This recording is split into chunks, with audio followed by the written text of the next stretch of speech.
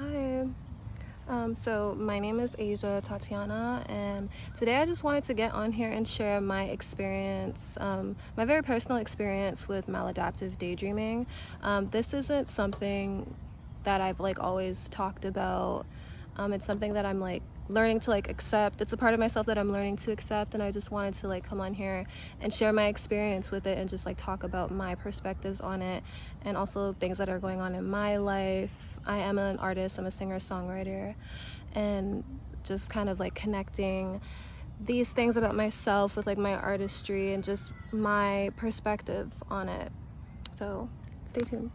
So my definition of maladaptive daydreaming is just vivid daydreaming, where sometimes you get so lost and intensely deep into the daydream that you might start acting like you're in the dream in real life. So you might talk, you might start speaking out loud, or moving like you're in that daydream. And it can definitely interfere with your personal life, work life, because if people catch you doing it, they're gonna be like, what the heck are you doing? It's definitely something that could be seen as a little bit weird to others, for sure. This is something that I've been doing since I was 12 years old, and I feel like it per se, it started I feel as a dissociative thing. When I was in the 7th grade, yeah, that's when I was 12, I experienced a lot of bullying. I definitely had friends, but I experienced a lot of bullying in my classes and whatnot, and I feel it kind of started as I'm sorry, there's bees swarming all around me. Ooh, please, please, please, please, please. I'm sorry. That bee was about to snip my ass. I got bit by a bee the other day, so I'm I got stung by a bee the other day, so I'm traumatized. It was painful. But back to the maladaptive daydreaming topic. So yeah, it started when I was in the 7th grade, and I felt it was kind of an escapism thing. I got so trapped in this vivid daydreaming, and it's emotionally soothing. Sometimes I know that some people, not personally, but I've definitely read up on it. I've watched TikToks about it. Some people get so wrapped up in the vivid dream, and it's 8 hours goes by and you at home chilling in the house talking to yourself and having debates with yourself in a dream kind of world. And it's a vivid daydream that you kind of just get stuck in. And I definitely do this sometimes. Not sometimes, I do it every day. What am I talking about? I do it every day. I do it a lot when I'm at work. I currently work a 9 to 5 that I'm not happy in at all. But I'm very thankful for my job because I have bills to pay. But definitely I get very bored at my job, and then I start doing it at work. I do it when I'm at home. But I have been implementing things in my life to try to help control my maladaptive daydreaming, setting a schedule with myself, giving myself activities to do. So I'm the type of person that goes to the gym maybe 3-4 times a week, and I read a lot of books. I'm a singer-songwriter, so I write a song every day, and I feel just kind of occupying my time with things to do, things that I'm interested in, topics and whatnot, so I'm not just stuck in the house maladaptive daydreaming about another life, when it's you're supposed to be living the life that you have now. And that's where it kind of gets problematic. Maladaptive daydreaming is not bad if it's in a healthy way, but if you start doing it to the point where you're so comfortable just living a life in a vivid daydream, it gets pretty problematic, because you're supposed to be going outside, touching the grass and living life outside. So that's kind of what I've been doing. I've kind of just been making efforts to hang out with friends. Not as of recently, because I'm very much focusing on myself right now and building my dream world, my dream life. So, taking a step from just going out and doing just fuck all, just to more so just focus on my dream life. So in regards to my spiritual belief, like in regards to maladaptive daydreaming. Like, I don't know, I just feel like maladaptive daydreaming, it definitely has its cons, but it also has its pros. Like, I feel like it can help with manifesting, because when you like maladaptive daydream and you get so like vividly into it, you start to feel the emotions of like a daydream that you're having. So like, let's say you daydreaming about being on the beach, and like, because you know they say with manifestation, like a lot of it has to do with like feeling. If you feel like you can do this, or you feel like you're gonna be here, it's gonna happen eventually. It's just about timing. So let's say you're like daydreaming about being like on a beach somewhere in like Jamaica, and you like feel the happiness because you're like living that the daydream. So you feel like that's where you're at right now, just in the clouds kind of thing. I feel like it could help with that, but again, it has to be controlled.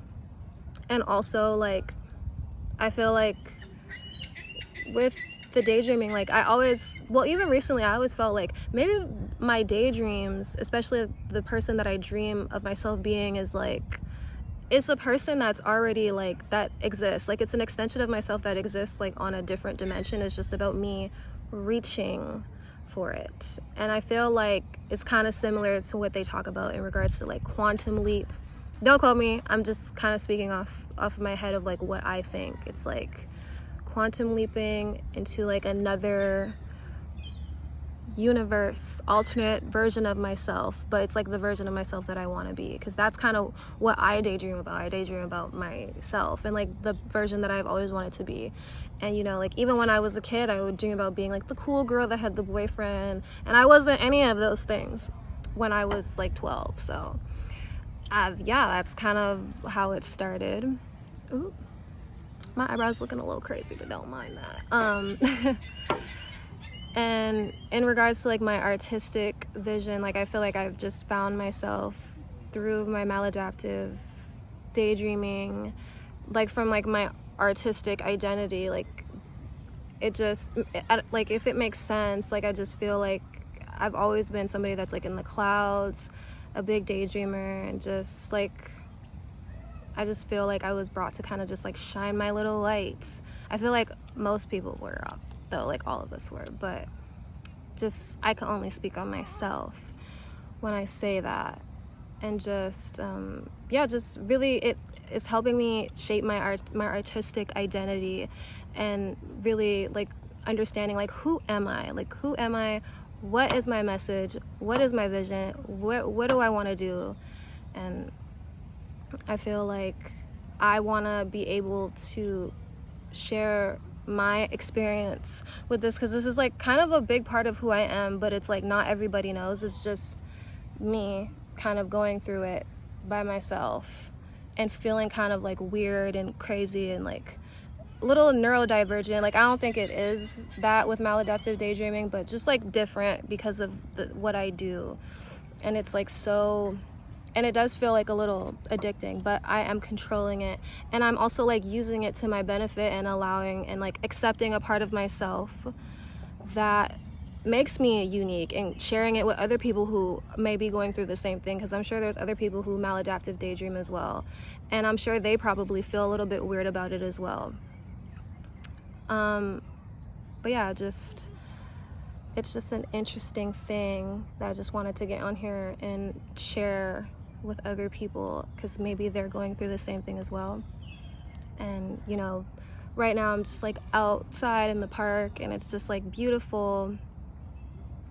The sun is out, and this is like me living like an actual dream. Like I love being out in nature. I feel the happiest when I'm out in nature. I was at work all day, and I just could not wait to get out of work just to be out in the grass, around the doves, under the sun, where I belong. Like this is like where I'm like the most grounded and calm. So I just want to come out here and talk to you guys in my favorite place, which is in nature. Learning to appreciate nature, because sometimes we get so disconnected from the world, and we're just like maladaptive daydreaming, or like on the phone just scrolling and doom scrolling, and forgetting that like there's a real world outside that we're meant to experience and live in. So like, go touch some grass, go hug a tree, get some sun, bring a book, get a notepad and write down whatever you're feeling, whatever ideas you have.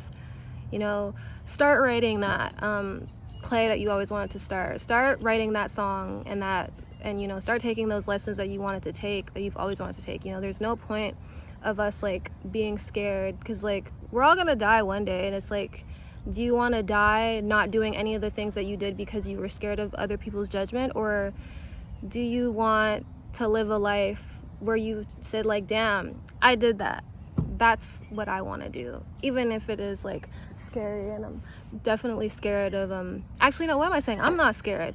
Like, it's nerve-wracking for sure, because this is so different. It's me getting out of my comfort zone, but I ain't never scared. Never scared. But yeah, no, I just don't want to live a life with like with regrets like that. Like, I've always wanted to pursue music, so I'm just gonna continue with that. It's always been a part of my maladaptive daydreaming, and I've always sang, so I feel like I'm gonna lean with that, because I feel like the universe is calling me to do that. So it's a little bit about myself.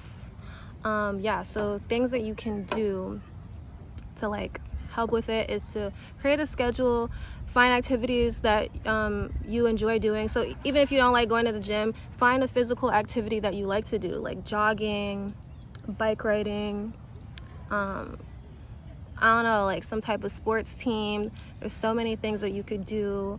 Go for a walk. Walking is another thing I love to do as well. I love to go on long walks, because I feel like I just get like better headspace. Like, it it really helps clear my head. I'm less stressed when I'm walking. Just put in some music. I do a lot of writing. Whenever I feel like I'm gonna go like deep into a maladaptive daydream, and I start talking out loud, start pretending like I'm in that dream, I just write in my journal what's going through my mind, and like also understanding what triggers it. And that's also why I cut down a lot on like social media and stuff like that. Like, I'm not really on my Instagram, TikTok, Snapchat. I don't really do Twitter anyways, but like, those are like the main three that I do, and I haven't been on those like that for a while. Like, I definitely pop back in just to see like if anybody may have messaged me. And my mom does have a business, and I help her with her business sometimes, but I'm definitely not scrolling on there like how I used to be. And I felt like that was triggering my maladaptive daydream a lot too, because you're always like scrolling and you're getting all this information. Then you start talking about a certain topic that you saw on Instagram or whatever to yourself, but you're like in the daydream in your mind kind of thing. And so yeah, this is something that I do, but those are like things that I find are like helping me control it.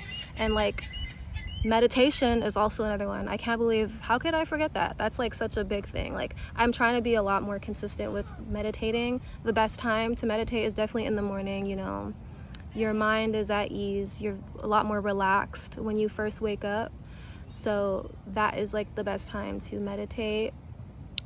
And there's so many like different videos on YouTube about meditation that you could watch. I'm sure there's like meditation apps that you can do, like follow along guided meditations. Meditation is really great. It's definitely really helped with like my anxiety and like my maladaptive daydreaming. What was I gonna say? And just really allowing me to be more centered with myself and be more in the moment, and not just like being in like a constant loop of thinking and daydreaming. And it's just like, it's a complete waste of time, you know? Like, we have all this greenery, all this life to live, and all this like time to just create beautiful things. And I feel like that's kind of the era that I'm in now. Like, I'm just in my creative Renaissance artist era. Like, I'm gonna create big things, and I'm just like so excited for the journey. So I'm just wanted to like come on, you know, this platform and like share my like where I'm at in my life right now, just because why not? Like, why not put myself out there, you know? I feel like this would be like an interesting little journey for me, because this is like very uncomfortable, by the way. Like I'm not, I like it, but this is like very weird. Like I'm also kind of like, are people watching me? Like, but also like, who cares if they're watching me, because I look beautiful, so of course they're gonna watch me. But yeah, that's really all I have to say for today's video. I'm definitely going to be making more videos and talking about more topics and things that I'm interested in regards to like art, beauty, music, and spiritual stuff, like my maladaptive daydreaming. And if there are any people oh my god. Oh my god, I think I just got bit by a mosquito. Oh, help me. So if there's anybody that like relates to like what I have been experiencing, definitely don't feel shy to comment. Let me know what you think. Let me know if there's anything that you do to like help stop triggers with like maladaptive daydreaming. Ooh. And you know, to kind of occupy your time and the things that maybe you guys are interested in regards to like arts and what you guys do with your spare time. So yeah, that's all I have to say for today. Thank you so much for listening, and bye.